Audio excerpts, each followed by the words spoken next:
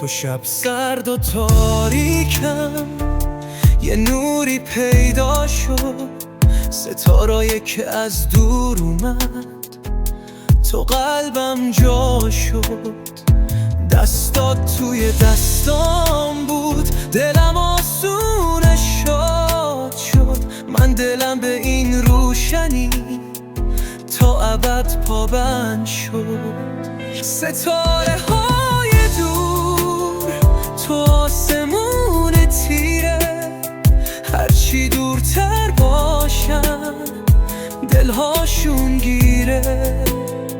تا وقتی که یاد تو دلم هست همیشه، زندگی مثل شبه پر از راز و قصه.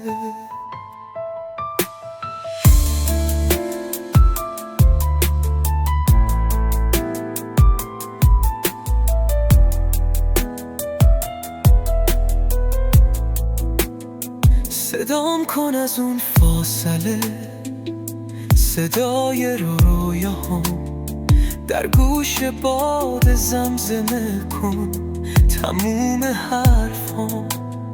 من و تو مثل ماه و شب یکی بشیم با هم، تو شدی روشنی قلبم یا آتیش توی شب.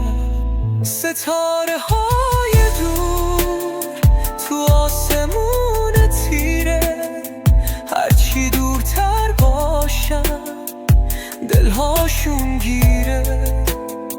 تا وقتی که یاد تو دلم هست همیشه، زندگی مثل شبه پر از راز و قصه.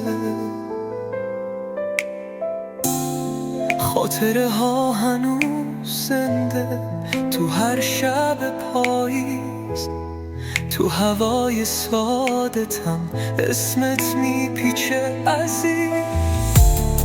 تو تنها میدم شدی تو این بیکرانه، تو دنیای تاریکم من اومدی مثل ترانه. ستاره های دور تو آسمون تیره، هرچی دورتر باشن دلهاشون گیره. تا وقتی که یاد تو دلم هست همیشه، زندگی مثل شبه پر از راز و قصه.